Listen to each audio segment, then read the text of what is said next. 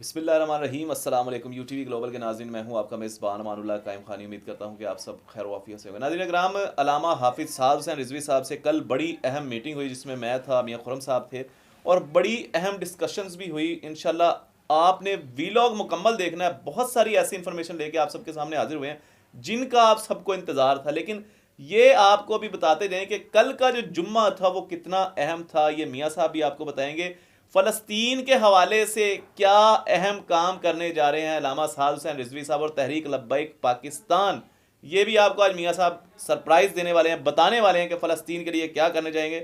लेकिन यहाँ पे अगर आपके साथ अगर मैं अभी डिटेल शेयर करूँ, गजा में जारी 175 या 177 जितने भी हो चुके हैं इसराइली जारहियत की जो है भरपूर मजम्मत की अल्लामा हाफिज़ साद हुसैन रिजवी साहब ने, और ना सिर्फ मजम्मत की बल्कि मरम्मत भी की है और मरम्मत करने वाले भी हैं जिनका आप सबको बड़ी बेसब्री से इंतजार था। सबसे पहले मियाँ साहब कैसे हैं आप, ठीक हैं? अल्हम्दुलिल्लाह जी, खैरियत है। मियाँ साहब कल बड़ी अहम मीटिंग हुई अल्लामा हाफिज़ साद हुसैन रिजवी साहब से। उस मीटिंग का अहवाल तो हम जाने, लेकिन एक चीज़ आपने ऑब्जर्व की कि साद रिजवी साहब की सेहत पहले से डाउन लग रही थी। बिल्कुल जी, जाने का मकसद भी एक तो यही था, और जिस तरह के साद रिजवी साहब इंतखाबी मुहिम में बिज़ी रहे, उसके बाद इलेक्शन के बाद जो सूरत हाल बनी, और फिर उन्होंने अज़्म इस्तक़लाल जो एक रूट प्लान था वो उन्होंने स्टार्ट कर दिया था, जो इलेक्शन में धांधली हुई थी। फिर आपने देखा होगा कि अचानक ये रूट प्लान जो है वो बहुत सारे इलाकों में जाना बाकी था, नहीं जा सके थे। तो इसकी एक बड़ी वजह यही थी कि तबीयत जो थी वो नासाज थी, और कल जाने का मकसद भी यही था। अगर आप देखें तो थोड़े वीक नज़र आ रहे हैं साद हुसैन रिजवी साहब, और कभी उन्होंने ये जाहिर नहीं किया और ना करवाएंगे, क्योंकि एक लीडर वही होता है जो कि उनके अंदर जो चल रहा होता है वो लोगों को नहीं दिखाएंगे बल्कि हौसला देंगे। तो वही जुर्रत, वही बहादुरी हमें वो साद रिजवी में भी उसी तरह नज़र आई। और कल रमज़ान मुबारक का जो पहला जुमा है, कहा यह जा रहा है कि वो साद रिजवी साहब का एक बड़ा अहम बयान था। उस बयान में भी साद रिजवी साहब के दिल में फ़लस्तीनियों के लिए जो दर्द था वो उन्होंने अपनी ज़ुबान पर लेकर आए और बताया कि किस तरह 57 इस्लामी ममालिक, वो डिटेल से आप ही बताएंगे। लेकिन उन्होंने कहा है कि साद रिजवी साहब ने कहा है कि जिस बेगैरती का शरबत उम्मत मुसलमान ने पिया हुआ है ना, वो किसी और ने नहीं पिया हुआ। क्योंकि ये इस वक्त इस मौके के ऊपर बयान देना कि जिस बेगैरती का शरबत उम्मत मुसलमान ने पिया किसी और ने नहीं पिया, उस वक्त में साद रिजवी साहब कह रहे हैं मियाँ साहब जब लाख से ज़ायद, मैं समझता हूँ कि 1 लाख से ज़ायद जो फ़लस्तीनी शहीद और ज़ख्मी हैं इस वक्त और खुले आसमान के तले पड़े हुए हैं, बेयारो मददगार हैं। लेकिन जो साद रिजवी साहब ने कल मैसेज दिया, उन्होंने कहा कि देखें, उन्होंने एक चीज़ उम्मत मुसलमान को बावर करवा दी है कि शायद इस मौके पे पूरी दुनिया समझ रही थी कि फ़लस्तीनी जाके कहेंगे कि यार हमें बचा लो, हमें बचा लो, इस तरह हाथ जोड़ के कहेंगे।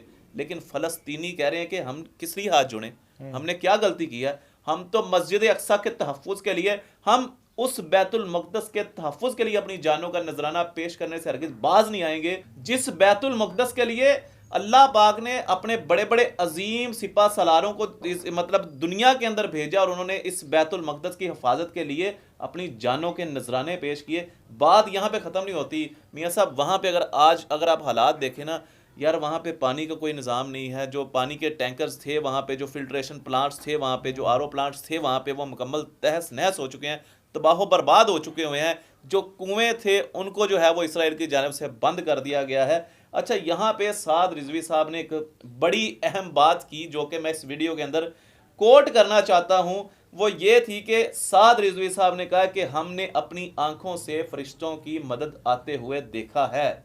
अब ये किस ज़मरे में उन्होंने कहा कि एक तरफ अगर आप बैठे हो मस्जिद रहमत लिल आलमीन में, तो वहां पे ये अगर ना भी आई ये मदद फरिश्तों की जो है, तो ये फैजाबाद के मैदान में जरूर आएगी। हाँ जी। ये आप मस्जिद रहमत लिल आलमीन से निकल के यतीम खाने चौक तक जाएंगे तो ये मदद जरूर आएगी।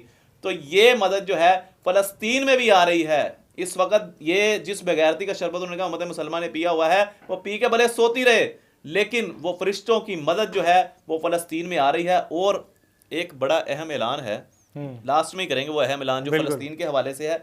मुझे बताइएगा, साद रिजवी साहब मतलब इतने अरसे बाद में मुलाकात हुई, लेकिन उनकी मोहब्बत और उनका जो कारकुनान से हमने मोहब्बत देखी, लोग आ रहे हैं, कोई साइन करवा रहा है, कोई जनाब हाथ चूम रहा है, कोई जनाब बैत हो रहा है वहाँ पे। आप अंदाज़ा लगाएं कि कल मियाँ साहब आपसे जब मुलाकात हुई है साद रिजवी साहब ने, उन्होंने मतलब मैं जब मेरी तबीयत ख़राब थी, साद रिजवी साहब ने बुलाया, सारा कुछ किया, दम करके पानी दिया, और भी मतलब काफ़ी ज़्यादा मैं समझता हूँ रूहानी तौर पे बहुत सारे मामलात किए, लेकिन मैं कल जब इतने अरसे बाद मिला हूँ साद रिजवी साहब से, तो कल फिर वो आपसे क्या पूछ रहे थे?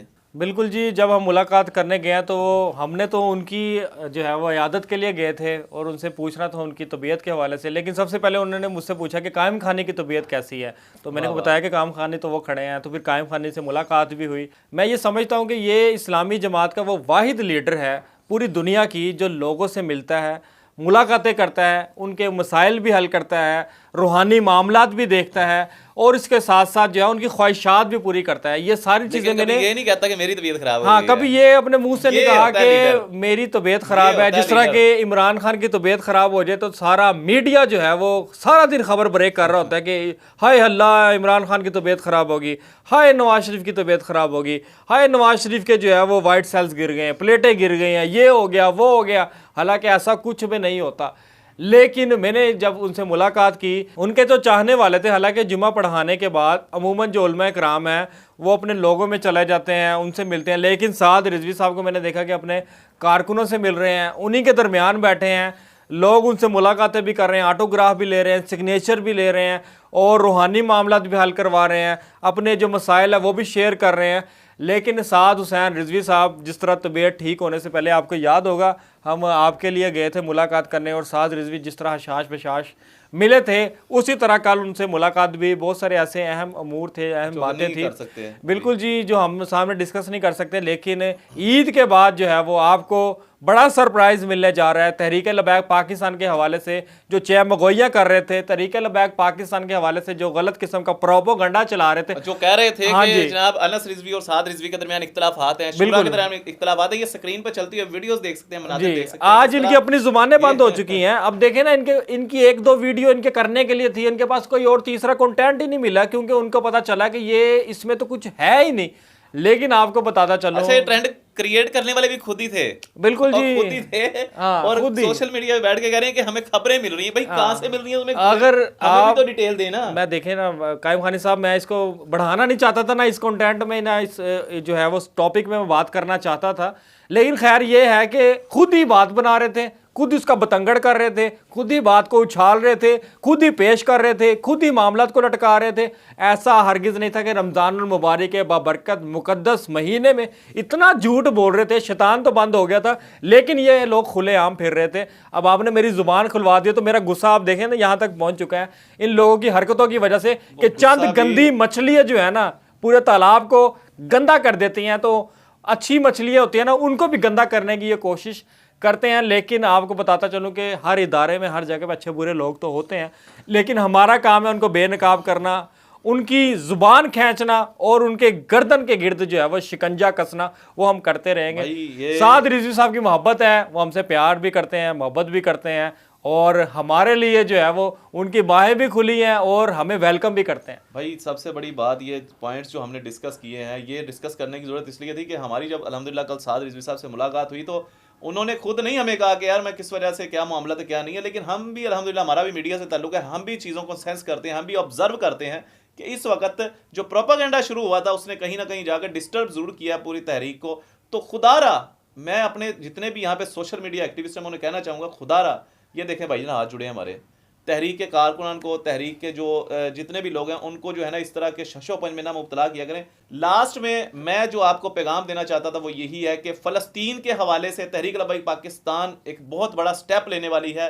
स्टेप का आपने इंतजार भी करना है, वो कौन सा स्टेप होगा वो मुकम्मल आपके बड़ा सरप्राइज है, खबर नहीं लीक कर ये सकते, बड़ा तो सरप्राइज प्लानिंग्स है ना तहरीक लब्बैक की। लेकिन इतना जरूर है कि अल्हम्दुलिल्लाह उस दौर में जब तमाम सियासी जमातें इस वक्त भंग पी के मैं समझता हूँ सोई हुई हैं, अल्हम्दुलिल्लाह तहरीक लब्बैक पाकिस्तान ने हमेशा की तरह फ़लस्तीन के लिए एक बड़ा स्टेप जो है वो अनाउंस करने का टाइम आ चुका है, बड़े स्टेप पे अमल दरामद करने वाले हैं इंशाल्लाह। तो आपने इंतज़ार करना है, बस आप रमज़ान के रोज़े रखें, तरावियाँ पढ़ें, ईद मनाएं और फिर फ़लस्तीन के लिए बहुत बड़ी आवाज़ बनने वाली है तहरीक लब्बैक पाकिस्तान। नाज़रीन कमेंट सेक्शन में अपनी कीमती राय का इजहार कीजिएगा। अपने मेज़बान अमानुल्लाह कायम खानी को दीजिए इजाज़त। अल्लाह निगहबान।